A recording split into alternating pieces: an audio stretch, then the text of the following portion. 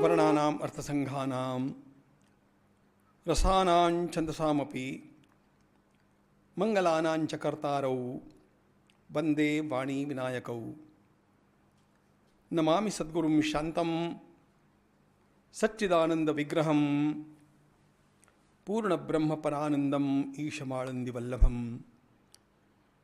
माधुर्य सकल्लोलां शिवशक्त्यैकरूपिणीं अमृतानुभवार्थाय वंदे ज्ञानेशनंदिनीं। योगेन चित्तस्य पदेन वाचां मलं शरीरस्य च वैद्यकेन योपाकरोत्तं प्रवरं मुनीनां पतंजलिं प्रांजलिरानतोस्मि। हम वास्तव में धन्य हैं कि भगवान पतंजलि हम लोगों को साधना के गर्भगृह में ले जाना चाहते हैं और इसलिए उन्होंने तस्य वाचकः प्रणवः, उस परमात्मा का वाचक ओंकार शब्द है, ये कहा। एक बात ध्यान में रखना, यह वाच्य वाचकत्व संबंध ओंकार का और परमात्मा तत्व का नित्य है, किसी ने निर्माण किया हुआ नहीं है। हम लोग भी वाच्य वाचक संबंध से काम करते हैं। किसी का नाम देवदत्त है और उस देवदत्त नाम से हम उसको पहचानते हैं, लेकिन यह देवदत्त नाम किसी के द्वारा दिया गया है। तस्य वाचकः प्रणवः, ऐसा कहते समय यद्यपि ओंकार यह ईश्वर का, परमात्मा का वाचक है, ऐसा भगवान पतंजलि कहते हैं, ध्यान में ये लेना चाहिए कि यह नित्य संबंध है। यह किसी के द्वारा दिया गया नाम नहीं, यह स्वाभाविक नाम है। और इस ओंकार का गहराई से, थोड़ा सा गहराई से चिंतन करते हुए हमने ये देखा कि कैसे हमारे भीतर भी ध्वनि है ओंकार का और ब्रह्मांड में भी है।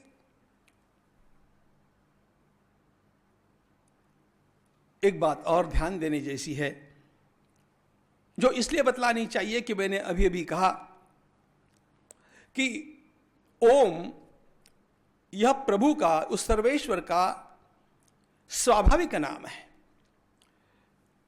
प्राकृतिक नाम है, किसी के द्वारा दिया गया नहीं है।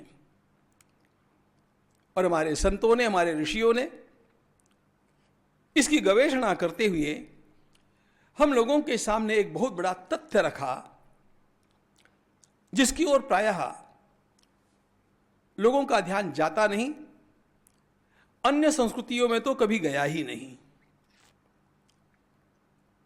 और यह रहस्य उन्होंने हमें अपनी सांस के माध्यम से बतलाया।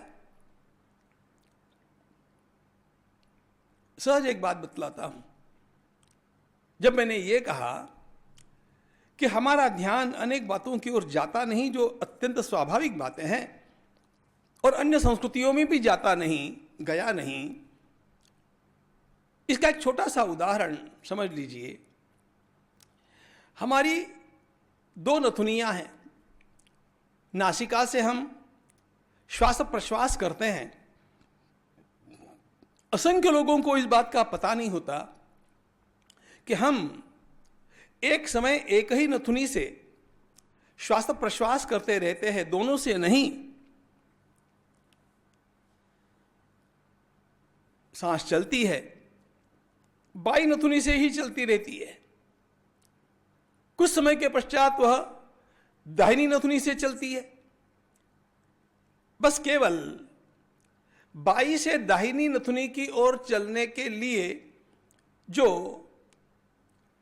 यह परिवर्तन किया जाता है, उसके बीच में कुछ सांसें ऐसी चलती है जो दोनों नथुनियों से चलती है। अन्यथा मुख्य रूप से तो हमारी सांस चलती है केवल एक नथुनी से। अब बताइए कितने लोगों को इसका पता है। लेकिन इसके ऊपर आधारित एक अत्यंत बड़ा शास्त्र हमारे योगियों ने निर्माण कर दिया, जिसको स्वरोदय शास्त्र कहते हैं और जिसका बड़ा भारी महत्व है।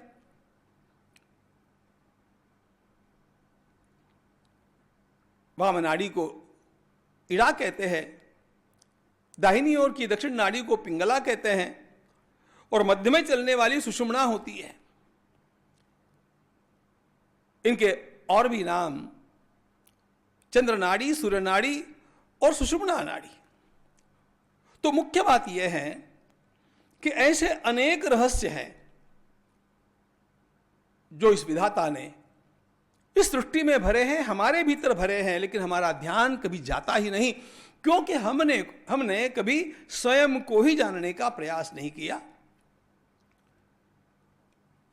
तो हमारे ऋषियों ने कैसे ओंकार प्रभु का स्वाभाविक नाम है, और इतना ही नहीं कहा, उन्होंने ये कहा कि हम में से हर व्यक्ति उसका रात दिन जप करता है।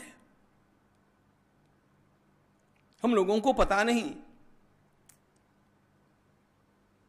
ऋषि ने कहा, हकारेण बहिर्याति सकारेण विषेत पुनः। जब हम सांस छोड़ते हैं तो ह जैसी ध्वनि होती है, और जब सांस लेते हैं तो सकार स जैसी ध्वनि होती है। यह निरंतर सकार हकार चलते रहता है। ऋषियों ने कहा, यह जीवात्मा निरंतर जप करता है, यह सोहम का जप करता है। यह सोहम मंत्र हमारे द्वारा हर सांस में रोज लिया जाता है, किया जाता है। और कैसी विशेषता इन ऋषियों की उन्होंने बतलाया, गिन करके बतलाया कि इस प्रकार से इस सोहम मंत्र का जप हर व्यक्ति के द्वारा एक दिन में 21,600 बार होता है। कभी हमारा ध्यान गया? और इसीलिए उन्होंने कहा कि हमारे द्वारा संकल्प पूर्वक, जानकारी पूर्वक, इच्छा से न किए जाने पर भी यह निरंतर चलने वाला जो जप है उसका नाम अजपा जप है। हमने अपनी ओर से नहीं किया, लेकिन वो स्वाभाविक रूप में चलता रहा। अब आगे ऋषि कहते हैं कि यह जो सोहम है, इसमें स, ओ, ह, म, ये 4 अक्षर आते हैं। अब इसमें से सकार को निकाल दोनों व्यंजन हैं, सकार और हकार, दोनों व्यंजनों को निकाल दीजिए। सोहम में से सकार गया और हकार भी निकाल दिया गया, तो बच जाता है केवल ओम। अखंड रूप से हर प्राणी इस ओम का जप निरंतर करता है, क्योंकि यह स्वाभाविक रूप से उस जीवात्मा का, जीवात्मा के मूल स्वभाव, मूल अधिष्ठान परमात्मा का नाम है। और यह हमारे द्वारा निरंतर जपा जाता है। इसे कहते हैं अजपा जप। इतना महत्वपूर्ण है ये जप। वैसे तो ज्ञान की दृष्टि से, वेदांत की दृष्टि से सारे चारों महावाक्यों का सार इस एक मंत्र में आ गया, सोहम में। प्रज्ञानम ब्रह्म, अयमात्मा ब्रह्म, तत्वमसि और अहम ब्रह्मास्मि, ये 4 महावाक्य है वेदों के। उनका सार सोहम, और सोहम में से सकार और हकार इन दोनों व्यंजनों को निकाल दिया गया, रह जाता है ओम। जीवो जपति नित्यशः। शास्त्रकार कहते हैं हर जीव के द्वारा इसका जप नित्य चलता है, उसको पता नहीं है। अब पता नहीं तो उसको फल कैसे मिलेगा? यदि उसने दिन भर अथवा दिन में से कुछ समय निकाल करके इसकी ओर ध्यान देना आरंभ किया, जिसको सोहम साधना कहते हैं, तो उसको इसका फल बहुत जल्दी मिलेगा। एक बात। और दूसरी बात, कर्मकांड की दृष्टि से हमारे आचार्यों ने एक पद्धति बना दी। प्रातः काल में अपना आन्निक होते ही जो संकल्प पूर्वक जल छोड़ देता है और कहता है कि मैं आज इतना अजपाजप करूंगा, तो दिन भर चाहे वो भूल गया है कि उसके द्वारा वह जप हो रहा है, उसको उस जप का पुण्य मिलता है। करना धरना कुछ नहीं है, प्रातः काल में एक बार संकल्प करना है, बात समाप्त हो गई। दिन भर के जप का उसको फल मिल गया। यह तो कर्मकांड की दृष्टि हुई। लेकिन शांति का अनुभव लेना हो तो शांत चित्त से बैठ करके सोहम का अनुसंधान करने का विधान हमारे शास्त्रकारों ने हम लोगों को विस्तार के साथ दिया। और यह सिखाने वाले कितने ही आचार्य और कितने ही संप्रदाय हमारे देश में हैं। गलत नहीं है, परिपूर्ण कितने होते हैं पता नहीं, लेकिन जो बात है वो ठीक है। उससे भी यदि कुछ होना चाहिए, क्या होना चाहिए बाद में देखेंगे। मूल बात हम चिंतन कर रहे हैं, तस्य वाचकः प्रणवः तज्जपस् तद अर्थ भावनम। परमात्मा का वाचक शब्द प्रणव है, ओंकार है, और उसका जप, उस जप के साथ अर्थ की भावना, यह उसकी उपासना का विधान है, विधि है। तज्जपः तद अर्थ भावनम। कहीं कहीं तज्जपस् तदर्थ भावनंच ऐसा भी मिलता है, दोनों बातें एक ही है। ओंकार का जप करने के लिए कहा है। यहां से उपासना का आरंभ हो गया। मित्रों, योग सूत्रों की एक बात, योग के अष्टांगों की एक बात ध्यान रखना। जैसे वेद में कर्मकांड है, उपासना कांड है, ज्ञान कांड है, वैसे योग के 8 अंगों में भी कर्मकांड, उपासना और ज्ञान, इन तीनों का विभाजन किया जा सकता है। यम नियम आसन प्राणायाम, यह अष्टांगों में कर्म है, क्योंकि यह सब शरीर से किया जाने वाला कर्म है, इसमें शरीर की प्रधानता है। यम नियम आसन प्राणायाम, उसके पश्चात प्रत्याहार, धारणा और ध्यान, ये 3 जो अंग है, ये उपासना है। यहां पर शरीर से कुछ भी नहीं करना है। प्रत्याहार, धारणा, ध्यान में शरीर से क्या करना है? यह सब मानस प्रक्रिया है, यह उपासना के अंतर्गत आ गई। और समाधि ज्ञान कांड है, ज्ञान है, वहां पर ईश्वर से मिलन है। वहां पर तो केवल तत्व मात्र रह गया, कैवल्य की प्राप्ति हो गई। इसलिए अब इन तीनों विभागों में, यानी यम नियम आसन प्राणायाम, यह कर्म हुआ, धारणा, प्रत्याहार, धारणा, ध्यान, यह उपासना हुई, समाधि आगे है जो ज्ञान है। यहां पर जो जप करने के लिए कहा है, यह जप आता है दूसरी सीढ़ी पर, यानी उपासना के अंतर्गत। यहां से तज्जपस् तदर्थ भावनम, ऐसा कहकर के भगवान पतंजलि हमें उसमें प्रविष्ट कराना चाहते हैं।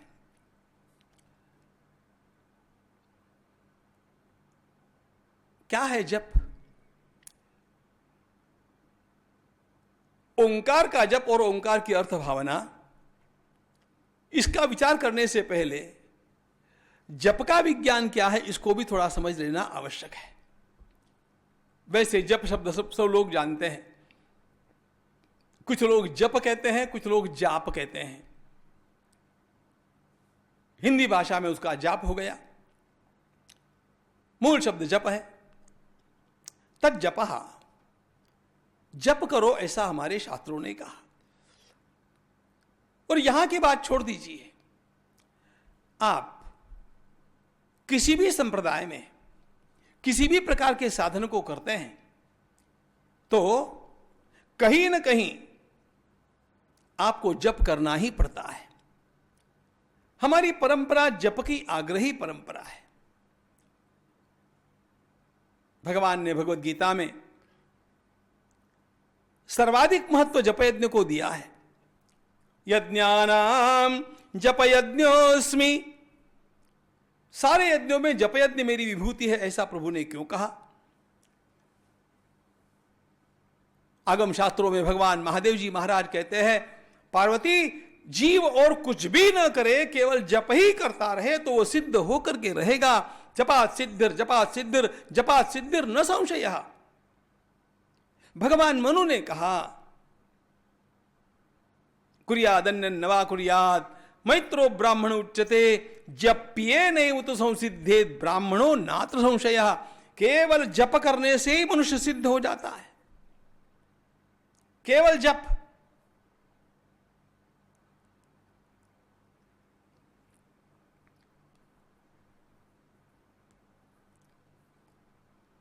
जप की महिमा अपार है।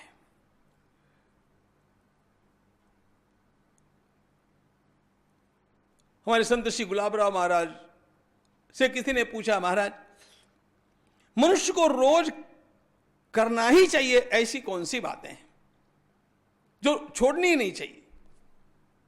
तो महाराज ने कहा, 3 बातें ऐसी हैं, ये जीवन में कभी मत छोड़ना।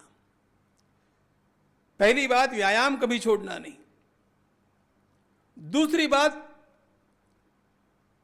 सद्ग्रंथों का वाचन कभी छोड़ना नहीं। और तीसरी बात, जप कभी भी छोड़ना नहीं। अब व्यायाम और वाचन ये अन्य बातों के लिए उपयोगी है, उधर अभी विचार नहीं करेंगे, लेकिन महाराज जप के आग्रही है। मित्रों, ध्यान में रखना चाहिए, आजकल क्या हो गया है, एक फैशनेबल स्पिरिचुअलिज्म आ गया। फैशनेबल, वो पूजा करना नहीं चाहते, जप करना नहीं चाहते, माला फेरना नहीं चाहते, एकदम मेडिटेशन करना चाहते हैं। पागलों की जमात। Yes, I am talking most responsibility, with all responsibility. ध्यान एक बात का रखना, ध्यान ही सर्वोच्च वस्तु है, साधन है, इसमें कोई संशय नहीं। किंतु ध्यान का टेक ऑफ लेने के पहले जप के रनवे के ऊपर से दौड़ना पड़ता है। विमान टेक ऑफ तब लेता है जब वो रनवे के ऊपर दौड़ लगाता है। जिसने जप के रनवे के ऊपर दौड़ लगाई नहीं, वह कभी ध्यान में टेक ऑफ ले सकता नहीं। इसलिए सबसे पहले जप करना सीखो, जप का नियम बनाओ।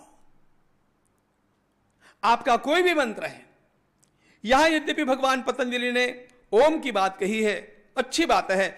आपका जो भी मंत्र होगा जप करो। जपात सिद्धिर जपात सिद्धिर। इसका एक कारण है, एक सिद्धांत बतलाता हूं आपको। ठाकुर रामकृष्ण देव कहा करते थे, और शास्त्र में भी यही बात है, वेद के सारे मंत्र गायत्री में अंतर्भूत हो जाते हैं।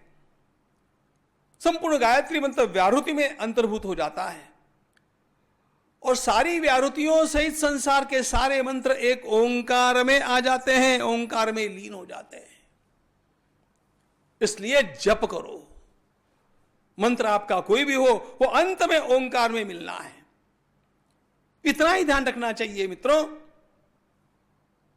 इस विश्व के, इस देश के उत्थान के अग्रदूत स्वामी विवेकानंद, जिस दिन उनकी महासमाधि हुई, उनके हाथ में जपमाला थी। जप करते करते उन्होंने शरीर छोड़ा है। शायद हम लोगों को सिखाने के लिए कि जप का त्याग कभी मत करना, लेकिन जप कैसे करना देखेंगे। ज्ञानेश्वर महाराज।